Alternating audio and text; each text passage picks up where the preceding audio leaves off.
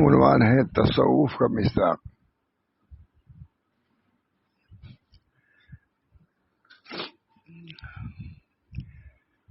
فرماتے ہیں بہت بڑے عالم، عرب عالم، اس میں شک نہیں ہے، ہو گیا، اس میں شک نہیں کہ تصوف کا نام اگرچہ بہت دنوں کے بعد زبان کو پایا،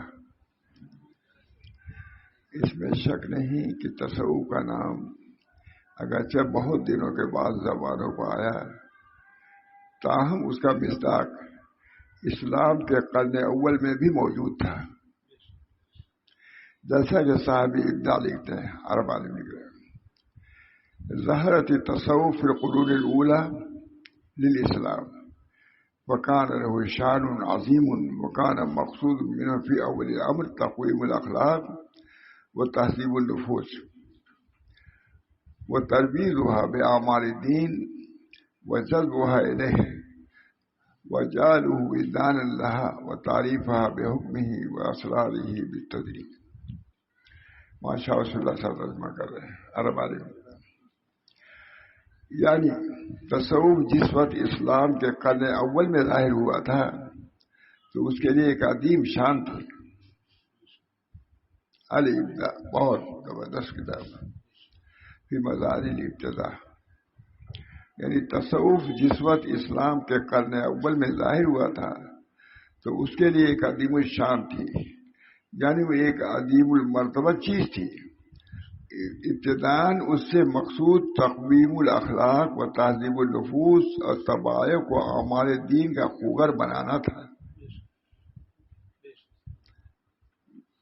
عربی عبارت میں، لیکن حضرت کو بہت پسند تھی یہ عبارت، بہت کہتے تھے۔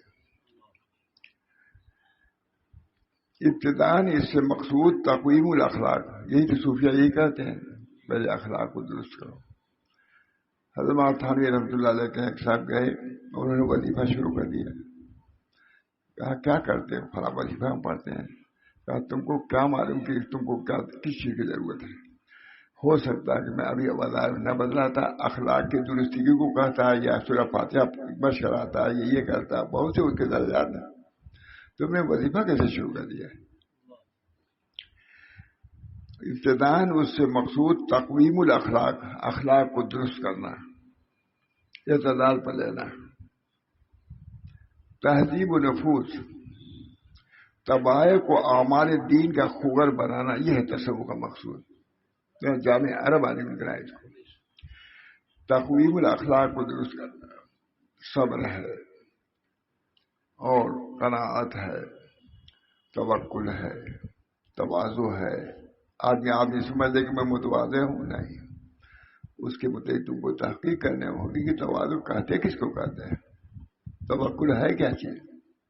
تم نے اپنے طور پر سمجھ لیا کہ ہم متوکل بھی ہے، متواضع بھی ہوں، تم کو شیخ کہا جانا، جو قابل ہو، اس میں مہارت رکھتا ہو، معرفت رکھتا ہو، اس سے معلوم کرو۔ یہ بات بہت عربی کے بعد اور زیادہ جانتے ہی، یعنی تصوف جس وقت اسلام کے قرن اول میں ظاہر ہوا تھا تو اس کے لیے ایک عظیم شان تھی، الابداع لکھ رہے ہیں، یعنی وہ ایک عظیم المرتبہ چیز تھی، اور ابتداً اس سے مقصود تقویم الاخلاق، تہذیب النفوس اور طبائع کو اعمال دین کا خوگر بنانا تھا۔ مجھے یاد ہے جا رہے تھے سید صاحب، وہ شاہ عبد الرحیم صاحب کی خدمت میں بھی گئے، لوگوں نے کہا کہ آپ کتنے بڑے عالم ہیں، اب ان کی خدمت میں کیا گئے؟ کہا دیکھو بھائی، جب تک ان سے تعلق نہیں پیدا ہوا تھا میں کچھ نہیں جانتا تھا، نماز روزہ سب کچھ کرتا تھا لیکن کچھ نہیں سمجھتا تھا کیا ہے۔ ان کی وجہ سے میں نے نماز کو نماز سمجھا، اس کو یہ سمجھا، سب لکھا ہوا ہے۔ ان کی شاہ عبد الرحیم صاحب کی صحبت میں رہنے کے بعد یہ چیزیں مجھ کو آتی نہیں، پہلے بھی میں نماز پڑھتا تھا، جہاد میں جا رہے تھے، کچھ بہت عمدہ عبادت ہے، وہ ایک عظیم المرتبہ چیز تھی تصوف، اور ابتداً اس سے مقصود تقویم الاخلاق، تہذیب النفوس، तबाह को हमारे दीन का खोगर बनाना था। एक तो रस्मन आदमी करता है, एक कि खोगर हो जाए तवाज़ु उसके अंदर, एक तो ये कि कभी झुक गया नहीं, उसकी तकवीम उसकी खूब वो तवाज़ु के अंदर की सिफत पैदा हो जाना और है, और तवाज़ु का कोई अमल कर लेना और है। तवाज़ु का अगर खोगर हो गया तो जो कुछ नाशी होगा उसी जज्बे से नाशी होगा, उसमें रिया का कोई दखल नहीं हो सकता है। यानी वो एक अदीबुल मर्तबा चीज थी, और इब्तिदान उससे मकसूद तक़वीमुल अखलाक, तहज़ीबुल नफूस और तबाह को आमाल दीन का खूगर बनाना और उसको उसकी जानिब खींच कर लाना, और दीन और शरीयत के नफ्स की तबीयत के माफी बनाना। दीन है तबीई चीज हो जाए, वो बगैर उसके चैन में आ गए। नफ्स को तबीयत और उसका विजदान बनाना, नमाज का विजदान होगा, शौक होगा, बगैर नमाज के चैन नहीं, बगैर ज़िक्रुल्लाह के चैन नहीं।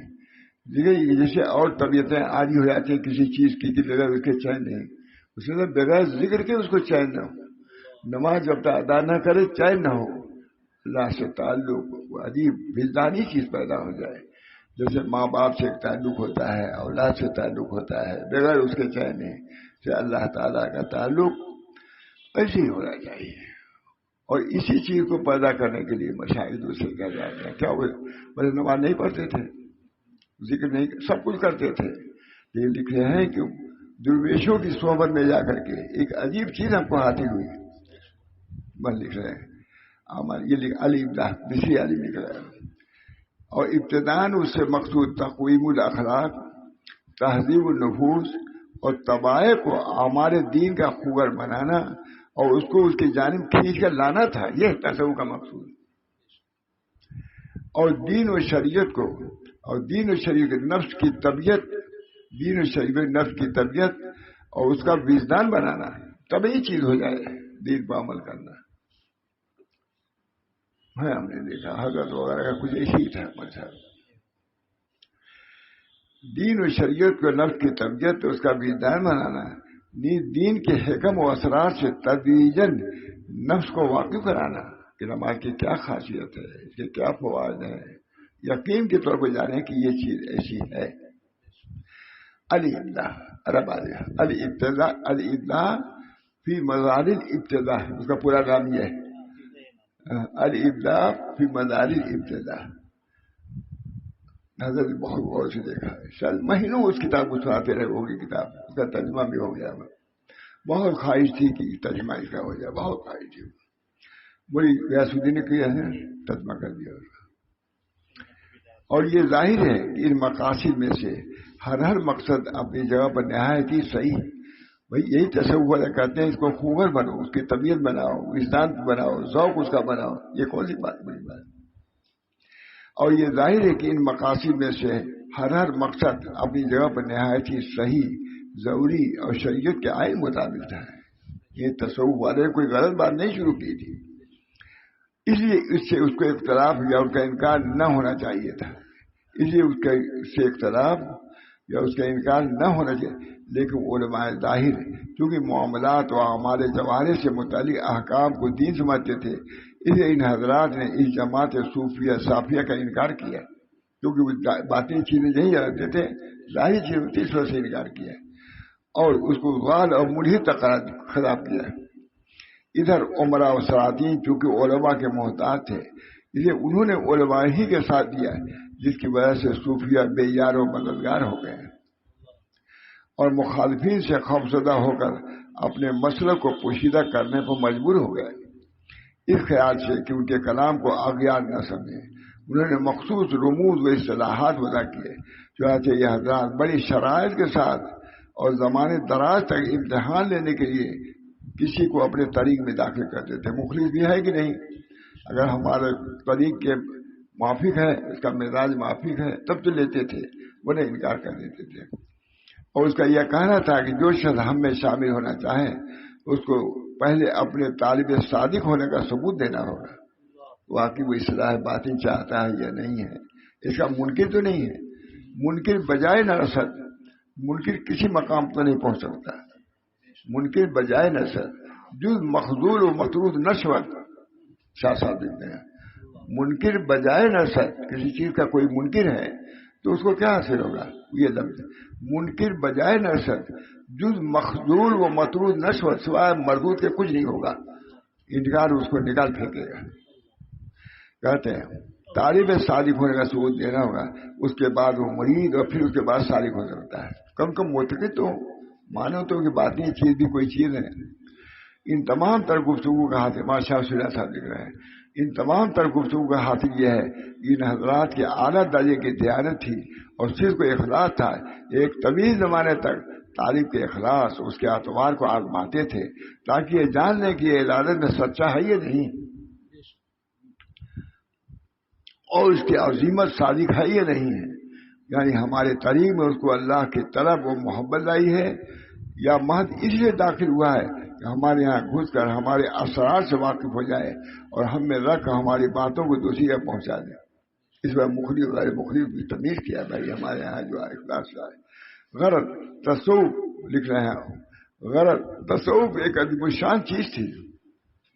غرض تصوف ایک عظیم الشان چیز تھی جس کی تعریف علماء تصوف نے یہ فرمائی ہے، وہ علم تعرف به احوال و تزکیۃ النفوس و تصفیۃ الاخر و تعمیر الظاہر والباطن لنیل السعادۃ الابدیہ. تصوف وہ علم ہے جس سے تزکیہ نفوس کے احوال معلوم ہوتے ہیں اور اخلاق کے تصفیہ کے معلوم اور ظاہر و باطن کی تعمیر کے وجوہ معلوم، تاکہ سعادت ابدیہ حاصل ہو جائے. سعادت ابدیہ کے حاصل کرنے کے لیے نفوس کے تزکیہ کی ضرورت ہے. جب جانو گے تب تو تزکیہ کرو گے، تم کو معلوم ہی نہیں کچھ. وہ علم تعرف به احوال و تزکیۃ النفوس و تصفیۃ الاخلاق و تعمیر الظاہر والباطن لنیل السعادۃ الابدیہ. یعنی وہ ایسا علم ہے جس کے ذریعے نفوس کا تزکیہ، اخلاق کا تصفیہ اور ظاہر و باطن کی تعمیر کے احوال پہچانے جاتے ہیں، جن کی غرض ابدی و دائمی سعادت حاصل کرنا ہے. ان سب کی غرض محنت مشقت اپنے قد افلح من زکا. بنیاد تو یہ ہے قد افلح من زکا وقد خواب من دہا.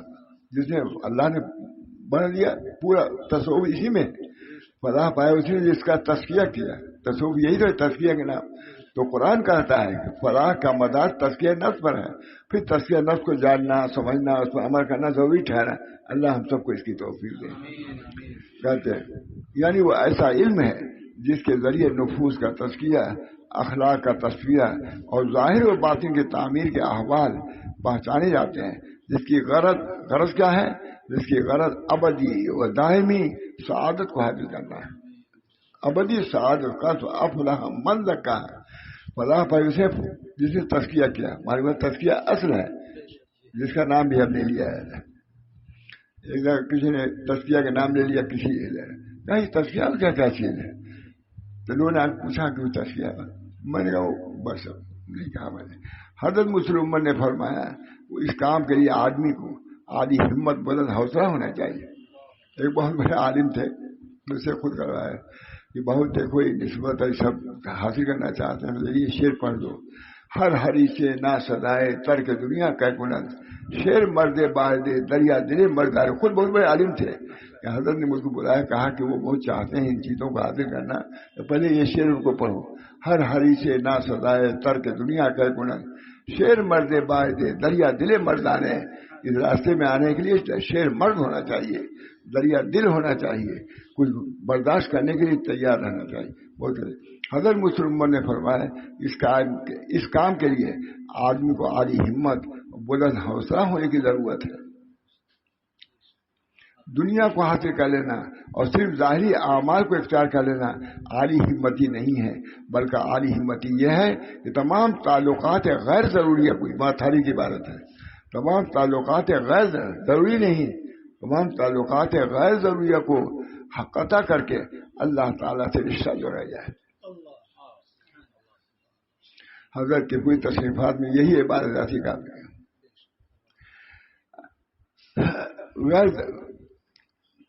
بلکہ عالی ہمت یہ ہے کہ تمام تعلقات غیر ضروریہ کو نفع کر کے اللہ تعالیٰ سے رشتہ جوڑا جائے اور نسبت مع اللہ حاصل کی جائے. مگر ان لوگوں کے لیے یہ ہم لوگوں کے لیے، لیکن ان لوگوں کے لیے تعلقات کا ترک کرنا موت ہے، موت۔ غیر ضروری تعلقات کو ترک نہیں کرنا چاہتے اللہ کے لیے، اس لیے نہ ان کو ترک کرتے ہیں اور نہ اللہ تعالی سے تعلق پیدا ہوتا ہے۔ انا للہ و انا الیہ راجعون، فیا حسرتا ویا ویلا، اور واقعی یہ ہر کس کا کام نہیں ہے، بلکہ صدق من قال، ہر حدیث نا سزائے ترک دنیا کا گناہ، شیر مرد باعث و دریا دل مردان ہے۔ ایک بہت بڑے عالم تھے، وہ حضرت سے کہتے حضرت کو دیجیے، تو اس کو بلایا حضرت نے اور کہا یہ شیر جا کے ان کو پڑھ دو۔ ہر حدیث نا سزائے، تجویز کیا ہے؟ ہر حدیث نالائق دنیا کو کب تک کر سکتا ہے، اس کے لیے شیر مرد اور دریا دل ہونے کی ضرورت ہے۔ اس راستے میں آئے ہو تو کچھ حوصلہ لے کے آؤ۔ عالم تھے وہ، لیکن اسے کہا کہ یہ شیر جا کے پڑھ دو۔ نیز فرمایا کہ علماء جیسے، نیز فرمایا کہ علماء پر جیسے یہ فریضہ ہے کہ عقائد اور فقہ کا علم حاصل کریں، اسی طرح ان پر دو فریضے اور بھی عائد ہوتے ہیں، اور وہ یہ کہ اللہ تعالیٰ سے محبت و نسبت حاصل کریں علماء کو، اور ثانیہ یہ کہ رذائل نفس کی اصلاح کریں اور نفس امارہ کو شریعت اور سنت کا اتباع کر کے مطمئن نہ بنائے،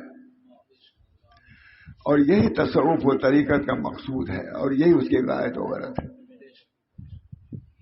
جب یہ بات محقق ہو گئی کہ رذائل نفس کا ازالہ اور نسبت مع اللہ کی تحصیل ضروری ہے، تو اب سمجھیے کہ اس کے لیے سب سے آسان صورت یہ ہے کہ اپنے آپ کو کسی کامل مکمل کو سپرد کر دو۔ اس لیے عادت اللہ یوں ہی جاری ہے، یا باطنی دولت بغیر صحبت اور خدمت اللہ کے حاصل نہیں ہوتی، اگر تو سنگ مار اس کے بعد بیٹھ گیا۔ اے ملو بطاعت اللہ واتقوا معاصی اللہ ومروا اولادکم بامتثال الاوامر واجتناب النواہی۔ اللہ تعالی ہم سب لوگوں کو اس نسبت کے تحصیل کی فکر پیدا فرمائے، طلب پیدا فرمائے۔ ظاہر ہے کہ ایک معمولی آدمی سے تعلق پیدا کرنے کے لیے بہت کچھ کرنا پڑتا ہے، کسی امیر سے تعلق پیدا، تو اللہ رب العزت کا تعلق جب چاہتے ہیں، جو جن کے پاس یہ تعلق ہے مجھ سے تعلق جوڑنا ہوگا، اخلاص کے ساتھ جوڑنا ہوگا۔ اس بنا پر ہر حدیث سے نا سزائے ترک دنیا کا گناہ، شیر مرد باعث دریا دل مردان ہے۔ مردان نہیں بیان کر سکتا، لیکن یہ بات یہ ہے، بہت ہی اچھی کتاب ہے۔ اللہ تعالیٰ ہم سب لوگوں کو ان اصول کو سمجھنے کی ضرورت ہے۔ جیسے ہر چیز کے لیے کچھ محنت کی ضرورت ہے، مشقت کی ضرورت ہے، تو اللہ تعلق کے لیے بالکل یوں ہی آئے حاصل ہو جائے، یہ تو اس کی بے قدری ناقدری ہوئی۔ اس بنا پر اللہ تعالیٰ بھی کچھ آزماتا ہے، مشائخ سے کچھ باتیں سہتا ہے، تو اللہ تعالیٰ اس کو عطا بھی فرماتے ہیں۔ یہ سلسلہ اب تک رہا ہے اور انشاءاللہ قیامت رہے گا۔ اللہ تعالیٰ ہم سب لوگوں کو اس سلسلے سے جوڑے رکھیں، اور اس کے جو اصول و قواعد ہیں اس پر عمل کرنے کی بھی توفیق دیتا رہے، تاکہ یہ سلسلہ بھی قیامت تک جاری رہے گا اور ہم لوگوں کے ذریعے جاری رہے، ہم لوگوں کی سعادت ہوگی۔ اب بس اسی پر میں اکتفا کرتا ہوں۔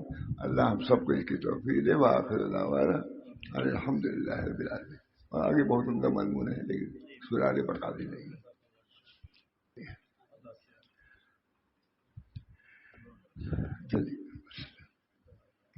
اللہ تعالیٰ صحت میں ہم سب لوگوں کو صحت ظاہری اور باطنی سے نوازے، ہر کسی میں خیر و بھلائی۔